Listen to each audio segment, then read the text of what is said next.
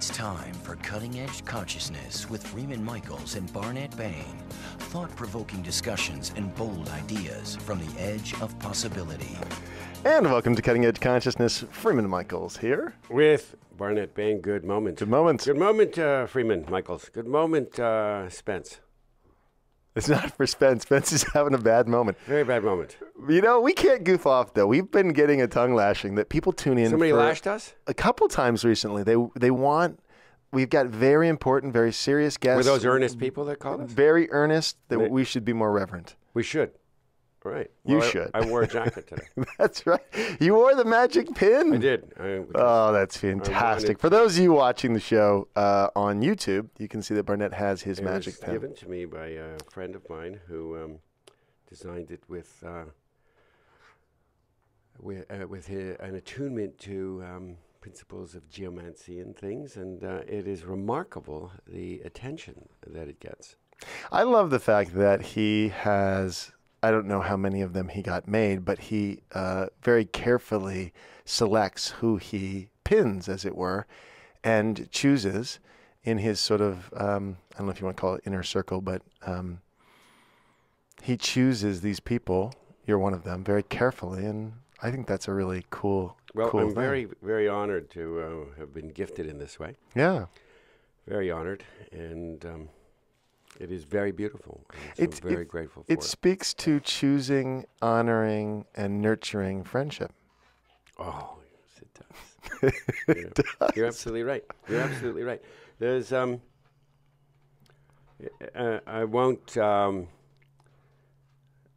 won't shy away from the confession. For our listeners, I'll let on that we have been discussing friendship. We were discussing some of the hallmarks of friendship, what is involved in friendship, what are the responsibilities of anything in friendship. And the moment we say, even as I say that, responsibilities, just that very word, we're so conditioned to push back against a word like responsibilities. It kind of connotes all kinds of odious obligations and But we don't mean it in that It's context. We don't. I mean, we mean it simply in the sense of having with friendship comes an attendant. There are opportunities to respond to the gift of friendship, and the degree to which we do respond to the gift of friendship is an indication of how highly we value. Not good or bad, right or wrong, but how highly we prioritize the giving to of a relationship as well as the receiving from of a relationship. And so we've been talking about that, Freeman and I, and there was a very smooth segue, I have to say. Thank you. But we might as well continue on the thread. Well, I think it's an important topic. Look, I've got over 4,000 friends on Facebook. And you're very intimate with all of them. I spend tons of time with every one of them. No, it's really worth sort of looking at and making a distinction. Okay, lots of people I call friends. And then there are these relationships that I'm very conscious that I nurture. And you made a great comment. I can just look at my, calendar and look where I'm placing my attention. And if the people who I call friends aren't regularly included in that, then are they really friends? Or what's the quality of our friendship? Well, we can be friendly. There are layers of intimacy and rounds of like Darumidals, nested tiers of relationship and intimacy, but the degree to which we feed attention, we honor one another by our willingness to be, I believe, I honor others by my willingness to be changed by them. And so I have a relationship with my spouse that is a priority. It is a priority for me to both give and receive attention to that relationship. I have a small handful of inner circle friendships. I live in time and I live in space. I have many other obligations, and there are only so many relationships that I can juggle at that high level of intimacy, being responsible to the both giving and receiving of love. I love it. That I can only handle so many, and I desire to become more so that I can handle more. It's beautiful. It's so interesting, and it's a very important, I think, topic for our time, because we are all moving so fast, so many of us are, and to really value a friendship and to nurture it, and to stay in a relationship, because I know from our own friendship that it isn't always, peaches and cream, but that's actually a really beautiful thing, is that sometimes it's sour cream. Sour cream. Bananas and but no sour grapes, because Exactly. we just get through it and we enjoy the ride. Let's bring on our guests. Let's see what they have to say about this. We have a fascinating guest, and apropos to this discussion, our guest would say that our guest who has many, many gifts and talents and many areas of deep insight. I am particularly drawn to his deep insights around poetry, great poetry. And he would say that every great poem invites us to step beyond what we know and what we think we can dream or dare. So that certainly applies to my feelings about friendship and my capacity to more deeply friend and be befriended. And I am very interested to know what Roger Housden, our guest, may have to say to this point. Roger is the author of one of my very, very favorite book series called the 10 Poems series, as well as his new book out now called Faith Without Religion. And we are very, very pleased to have you with us, Roger, here on Cutting Edge Consciousness today. Welcome to the show. Thank you, both of you. Yeah, so we are pondering the quality or the qualities in I don't want to know if the word is true friendship, but a deep, an intimate, a committed kind of friendship. And we wonder if you have thoughts on that. Well, I've loved the conversation you've begun. I mean, this is, I think, really an important theme in our time and our lives, as one of you, I think, already mentioned, that we tend to live in such a fast world, and friendship requires slowness. Friendship requires time and intimacy. And intimacy, I think, can only really come with when we are able to give the time and space to it.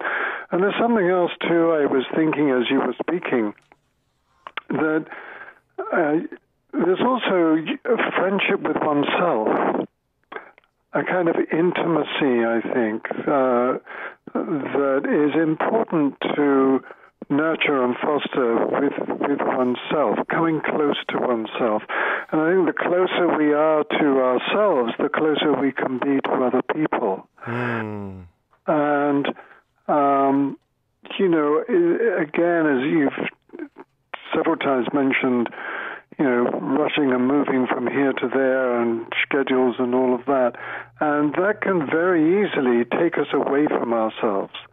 So we lose this sense of felt intimacy, with our own being. And when that's so, then it's not so easy to be in real relationship with anyone else. And I think the word, the quality that you're speaking to, which maybe permeates friendship with other, relationship with spouse, relationship with oneself, perhaps is presence, a level of presence. This sort of, I love the language you used, a slowness, the time, right? Time to contemplate, time to consider, reflect, recollect. To be aware. To be aware. Now, is that what we mean by presence, would you say? I don't know. This is that's the word that came to mind for me. Well, I love the word. Yeah, and it's a quality. So you can be present in a lot of ways, but I'm saying the quality of presence is this kind of slowing down, and really being with another person versus the being with them as a projection, right? I feel like, and Barnett and I have talked about this in the past, that so many of us have been sort of programmed to live our lives in outcomes. We've defined our lives in terms of some story that we identify about who we are, what's possible, how the world works. And then people are objects, essentially. They just fit in our story about ourselves, and we call that person our friend. And they're our friend as long as they fit in the story. And that's very different than a relationship that has an element of mystery and an element of discovery. Not a discovery that you discover them once and then you know them and that's it. It's an evolving discovery. Do you know what I'm talking about? I think I do. I thought you might. So there you have it. Yeah. Well, I have to share with you, Roger. I'm going to share this back to you. You and I have traded emails over the last few days, and I pulled up an email that I received from you on the 8th of the month, and in the signature line, "This we are now is not imagination, not a grief or joy, an elation or a sadness. These come and go. This is the presence that doesn't." From Rumi. That's good. Via Roger Housden. Yeah, when grapes turn to wine, they're wanting this. When the night sky pours by, it's really just a crowd of beggars. And they're all wanting some of this that we are now. This is the presence that doesn't come and doesn't go. Yeah. Yeah.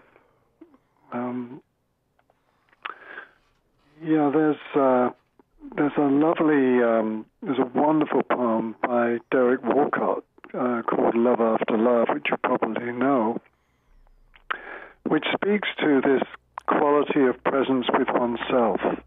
The time will come when with elation you will greet yourself arriving at your own door, in your own mirror, and each will smile at the other's welcome and say, "Sit here, eat." You will love again the stranger who was yourself. That's so delicious. That is delicious. Yeah. And so we come back to a very authentic relationship with ourselves, but then also with another person where... And with the friend. With the friend. Yeah. And I think the relationship that is an authentic one, an authentic friendship, really is not predicated on an agenda. Because so often, you just think of the people in our lives who we may not consider friends, but people who are like parts of our strategy. In other words, people who can help us get us where we want to go, or people who might be obstacles to where we want to go. In other words, the tendency that I think is automatic. It's automatic in everyone in some degree, until and unless we're conscious of it, to really tend to see people. And one of you mentioned this just a moment ago. Tend to see people as parts in our game. Yeah, objects in our story. Yeah. Characters, if you will. Yeah. So it's so easy, to slip into that. And I think, the way always through that, for me anyway, is a process of remembrance. Remembrance of what? Well, remembrance of that condition of presence, bringing my aliveness, my awareness back into my body, that is inhabiting myself, and speaking from there, and being with someone from there, being embodied, essentially, rather than being a talking head. And so what you're talking about, from my perception, is the and maybe it's a contemplative practice. I don't know. I mean, that could be a way, but a way of getting in my body, getting grounded, getting centered, getting present. I mean, I know these words get thrown around a lot, and so they can become kind of brittle, and everyone thinks they know what we're talking about, and maybe they do, but also there's a experience of it where we realize we're really present and available, and that's, in my mind, when the magic happens. Absolutely, yeah. Yeah, that moment of return. When you say contemplative practice, I don't think we're speaking about, sitting on a hillside on our own necessarily, but right here now, as we're sitting here wherever we are speaking on this radio show, doing the dishes, talking to your wife, basically where our body is always here wherever we are. Can we join it? That's a great question. That is a great Barnett, we probably need to take a break. When we get back, let's... we will try to join our bodies. That is wonderful. So if I can pop the thought bubble that I dwell in for most of the day, we are going to pop this segment for a moment. We will invite you to stay with us, and we will be back with you on the far side of these words from our supporters.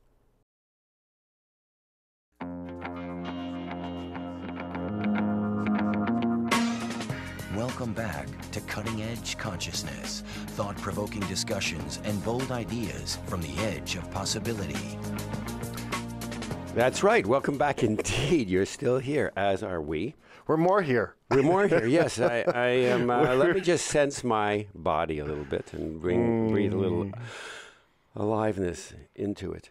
So the paradox for the mind around presence is that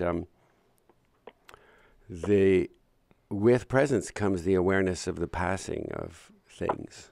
And there is this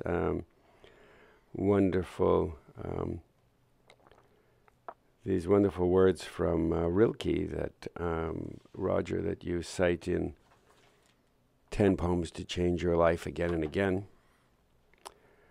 From Rilke's sonnets to Orpheus: want the change, be inspired by the flame, where everything shines as it disappears. So this invitation to invite the passing of things, that requires presence. I don't think we have to invite the passing of things. The passing of things is happening whether we invite it or not. So beautifully, so true. But we have to invite ourselves to be attentive to it and not to cling, and to rejoin the body so that we can be in the experience of that. Yeah. And that is a training. That is a training, because no part of my own experience has, by virtue of my conditioning, has been led towards that. It's led towards that in spite of and beyond my conditioning. So there's this kind of back and forth interplay of how I've been conditioned and how I am growing into a relationship with what holds my conditioning and is beyond it.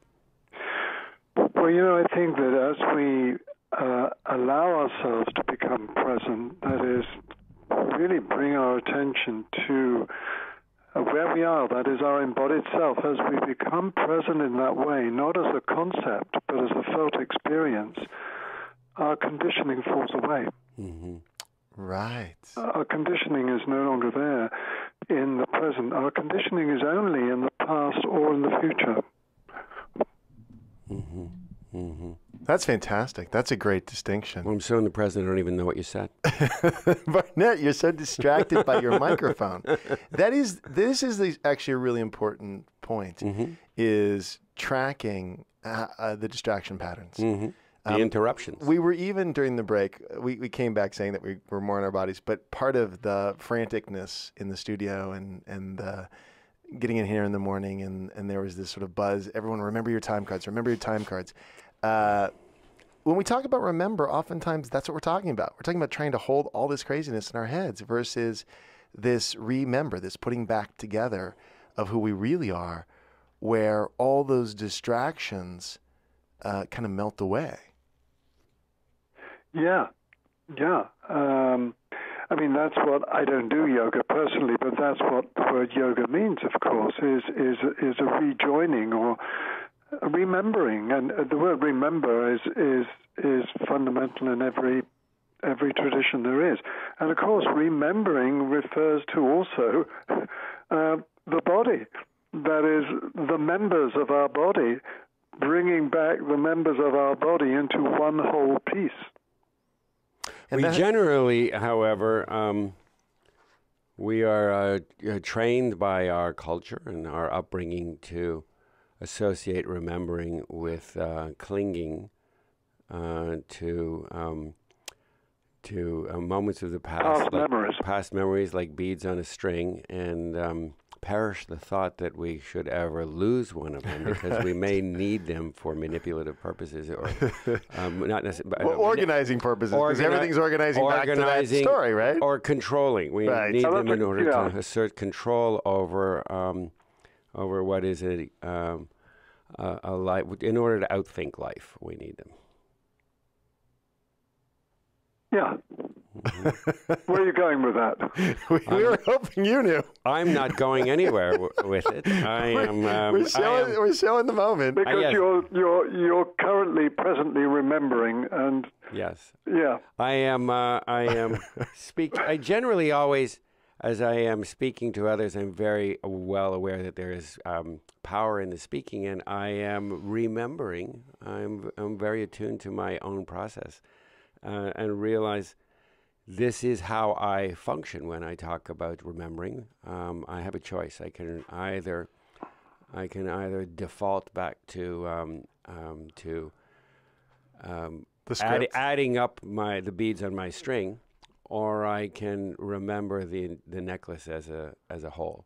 Right.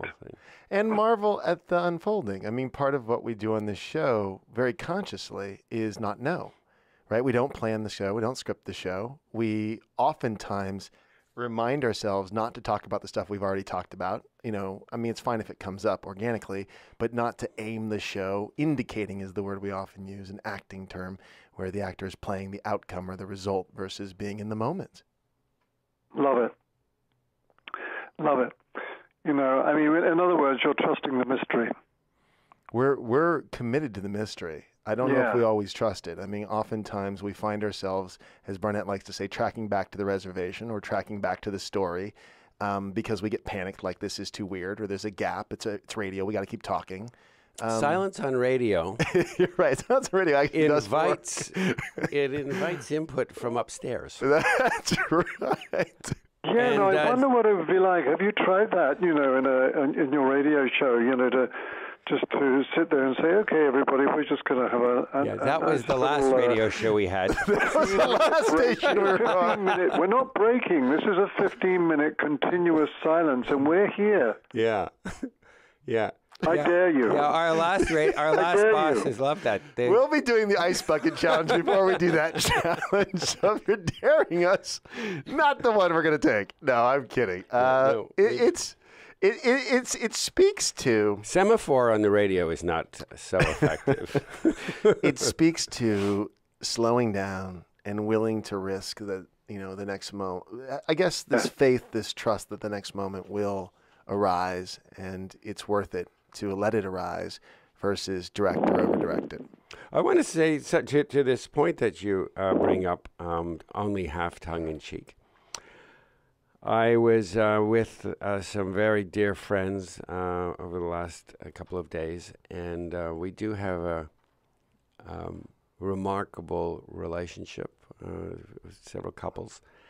And there are certain cadences that I'm aware of. There are cadences to how we relate to each other. If we were to slow down the relationship, there would be some awkwardness because there is it takes a kind of maturing into our intimacy to be able to slow down, to ease into to the most authentic cadence of being together. There is this kind of more frantic, strategic, connecting imperative, which of course is not connecting at all, but it's the kind of conditioning, this sort of frantic dance we do for love that without really settling into the knowing that we are loved all along. And to your point about, well, what if we had an extended silence on the radio? You know, it just might be a thrilling innovation, but it would require such it would require attention to all of the shrieking, screaming parts of myself that have lists of the why not, all the why nots. Yeah. No, the way you just described that friendship, I think probably a lot of people can relate to. You know, the gap. You know, just that fear of the gap, the fear of the space. You know, that needs to be filled. Because basically, you know, we're just, I mean, our egoic self is desperate to be in control. And, you know, to be in control means to have things handled, to have the space handled. But what if we actually dare to let the space handle us? Yeah.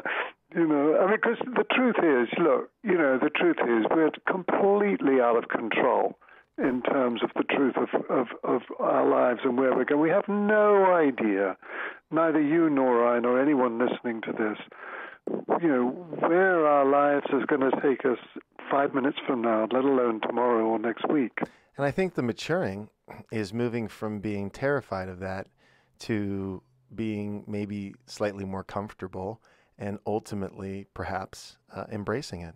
Absolutely. Yeah, I think abiding in that, you know, actually resting in that. And I think actually true rest, which is so lacking generally in the cultural zeitgeist, but true rest really comes from that acceptance of, embrace of the mystery.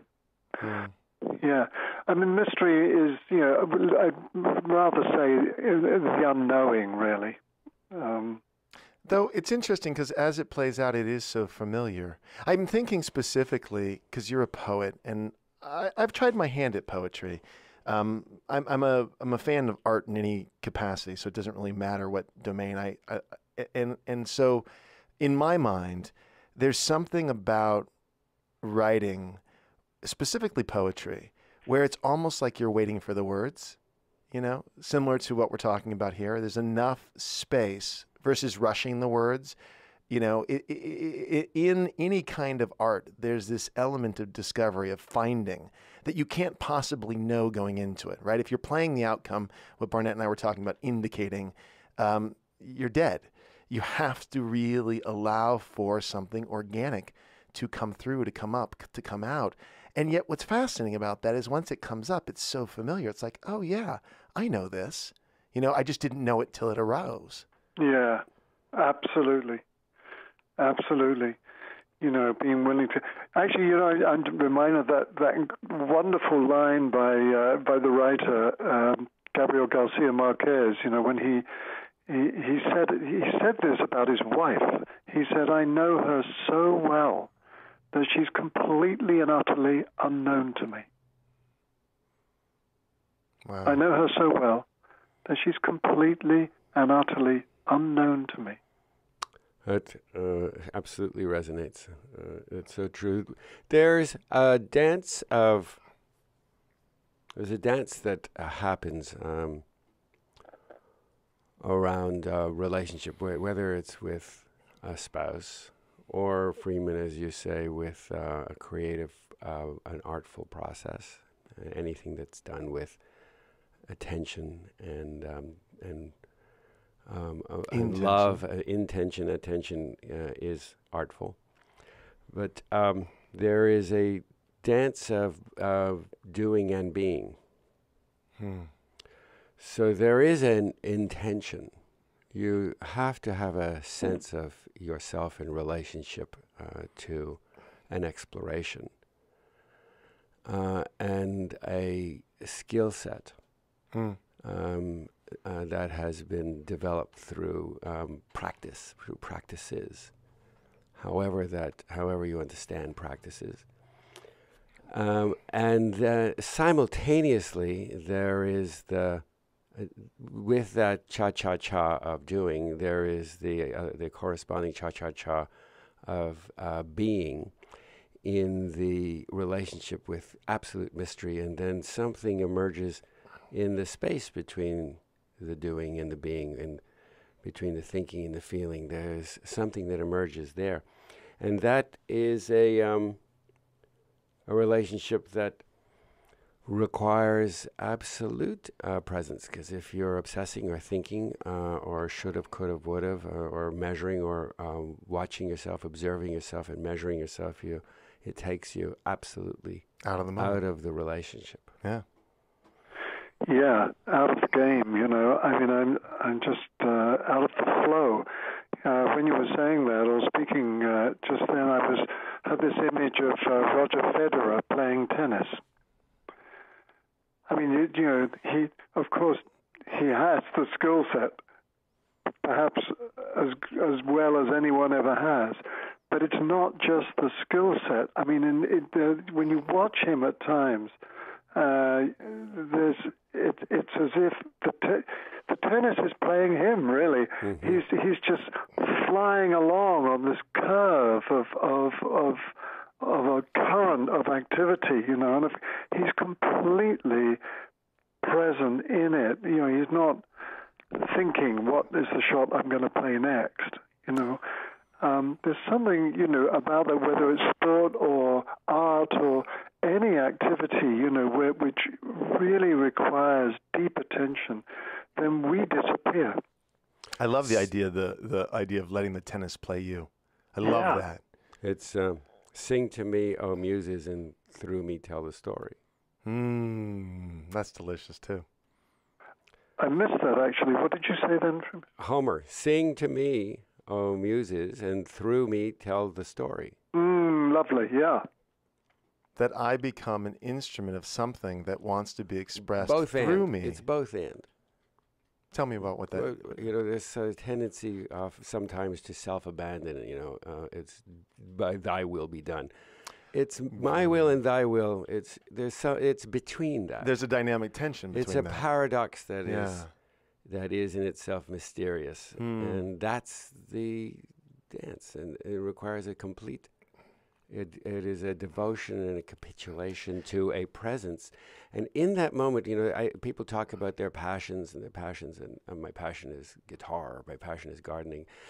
But it seems to me that in the moment, that in the experience of these activities that people list, that they label the passions, they may be accessing a point of such sublime presence that takes them out of ruminating about future or the past. They're so completely in the between of it that they are tapping into an energetic, a mystery that is itself the passion, that is itself the present moment.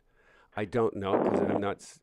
The moment I start to overthink it, I'm so clearly out of it. That's right. I don't know, but again, in my body... There's the paradox, kids. I can feel the compass, the directionality of that in my body says, yes, you're on course. Now just let all the theory go. I think that's why we gravitate to art. I think that's why we gravitate to artistic expression, because there is the medium. I mean, life as art, I get, sort of. I mean, in moments, you know, but when there's a particular practice... it's often mess painting. It's called mess painting. That's right.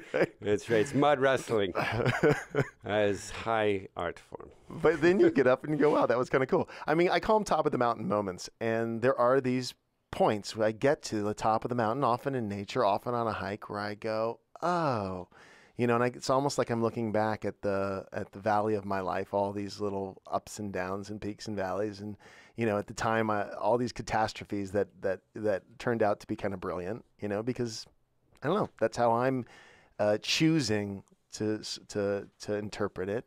But looking for the next happy accident. The next happy accident.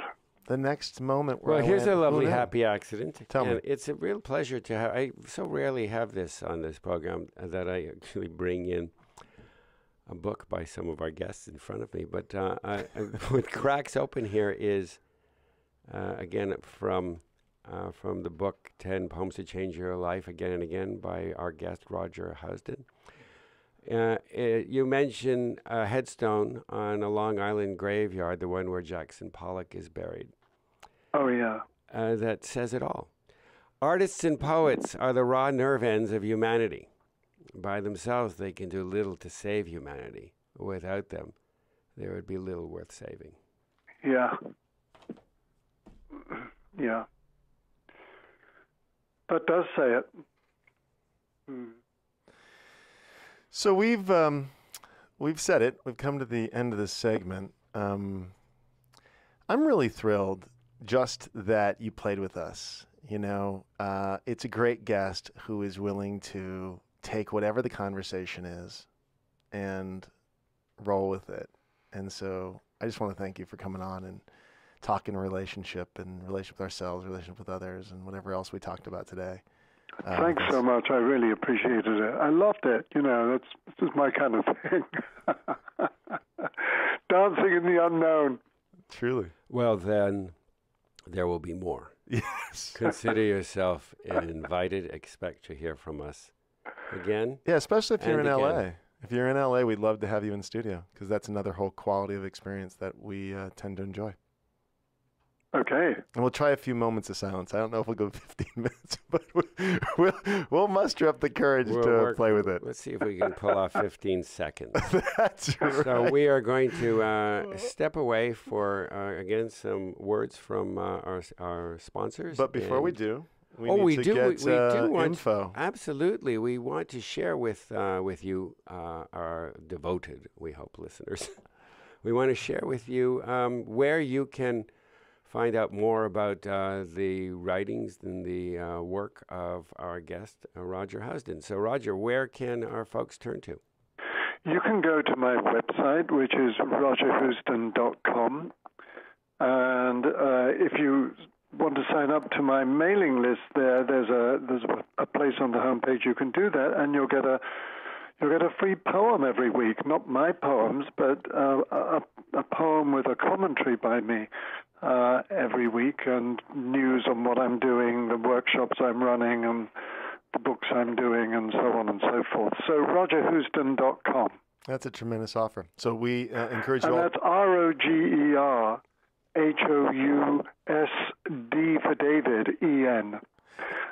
Right, and we'll have this on the Cutting Edge Consciousness website as well. So if you missed it or you're confused about it, you can go there and get that information.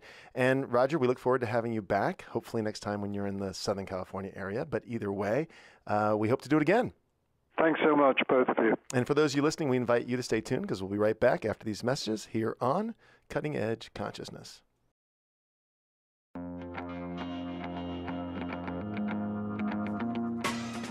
Welcome back to Cutting Edge Consciousness, thought-provoking discussions and bold ideas from the edge of possibility.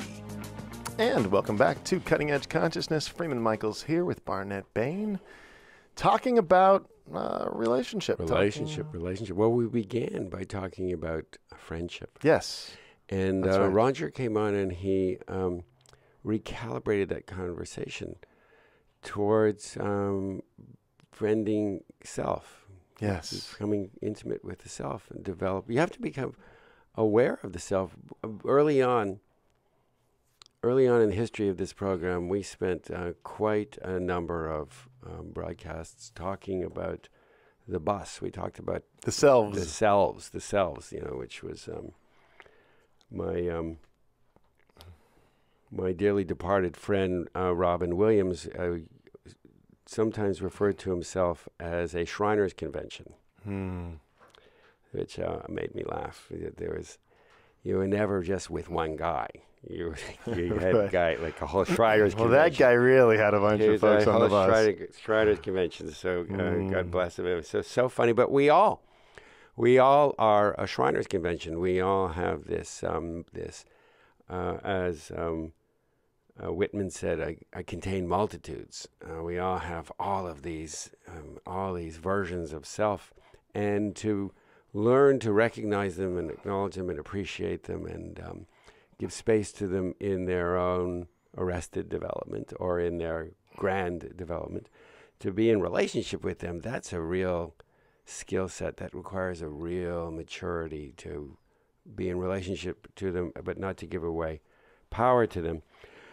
So there is a beautiful line from a poem that Roger has in his book, a poem by Marie Howe. And she talks here about, she paints this picture that plunges us into a daily experience of noticing herself. This is about catching sight of herself in the window of a video store. And she says, and I'm gripped by a cherishing so deep for my own blowing hair, chapped face, and unbuttoned coat that I'm speechless. I'm living. I remember you. Oh, that's great. It puts a tear in the back of my throat. Yeah.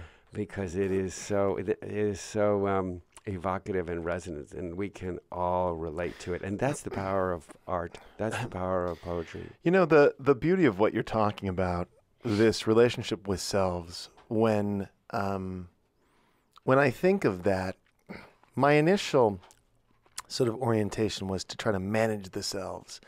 And it lacked a certain amount of respect for the vulnerability, the chapped lips, and the, slightly disheveled selves.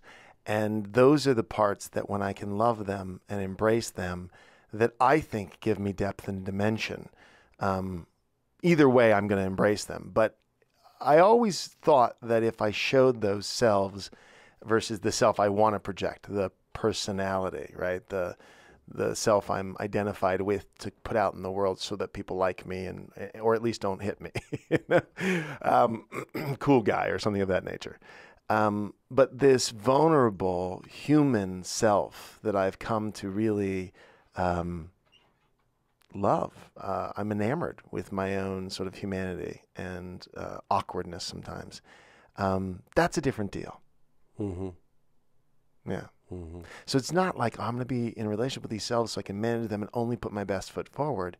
It's interesting. You and I were talking. I really don't want to go into details about it, but something happened in my experience that threw me. And the feedback that I got was that I should be okay. I should be okay with it. I should be spiritually evolved enough that I shouldn't react, because my reaction's about me and your upset's about you and me and all this stuff. And I felt like it was dehumanizing. I felt this is messy and I'm human and it's messy.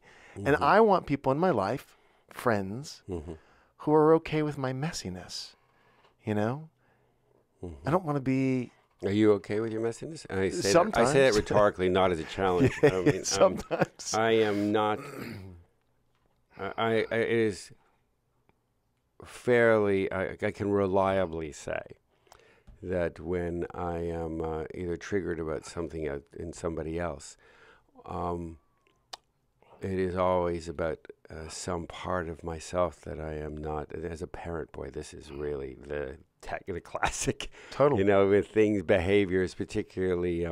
I can remember when my daughter, who is now an adult woman, but in her early adolescent years, there would be certain choices that would really trigger me. And came to really discover and acknowledge, own deeply, that I was hearing and responding and reacting to, usually not responding to, my own unfinished business around being an adolescent, my own shames, my own judgments and self-judgments about my own adolescent experiences. And that I was, projecting elsewhere. So it is always about It is always about self-love first. I cannot Absolutely. love somebody. Directors, good directors, film directors, theater directors know that you cannot ever ask an actor to undertake an emotion, to experience an emotion, to show an emotion that that you yourself as the director have not personally experienced. Oh, I love that. You cannot hold a space of safety for another person to experience something that you yourself have not first ventured into. You got to splash around in that pool before you ask somebody else to check out the water. Well, because otherwise, then it lacks the depth required. The word that comes to mind is humility. You know, my relationship with my vulnerability requires a kind of humility that is empowering. And look, over time. What do you mean by humility? A sense of my own humanity, a way of relating. Humility is an expression of love from my perspective. Compassion is an expression of love. So humility has a huge dose of compassion. What's the difference? I think that humility can contain compassion, acceptance, understanding, surrender, lots of qualities in humility that allow us to respond more gracefully when our, sort of rough edges, as it were, show up. You know, the idea that we can move into relating to versus wanting to suppress, deny, control, the uncomfortableness of being human. So in this set of circumstances, going back to my own story, without telling the story, because that's just boring to me at this point, what I want to embrace is the ride that is mine.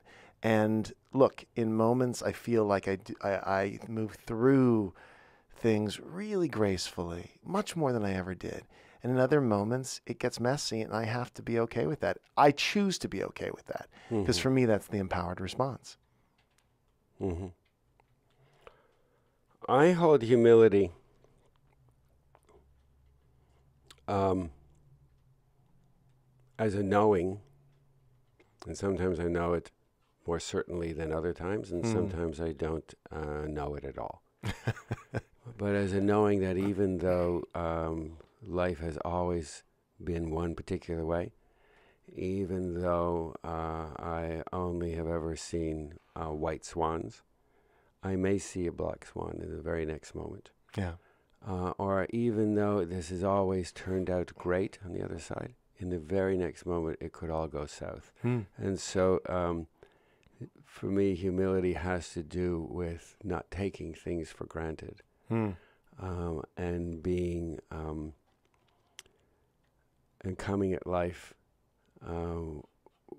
without a sense of righteousness, an expectation, yes, a desire, yes. Right. But Roger used the word agenda.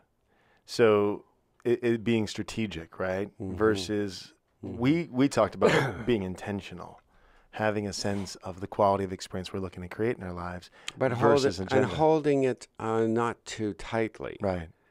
Not too tightly, but Right. Well, if we hold it too tightly, it becomes an agenda really quick. Yeah, well, I'm not adverse to the idea of agendas, as long as they are not manipulative, and as long as the agenda is cut with the humility to know that even though this is the way I always believe life is, it could be different. I love it. And with that, we have come to the end of the show. We invite have to, you we have to cut humbly. this off. We humbly invite you to join us again Next time. here on Cutting Edge Consciousness.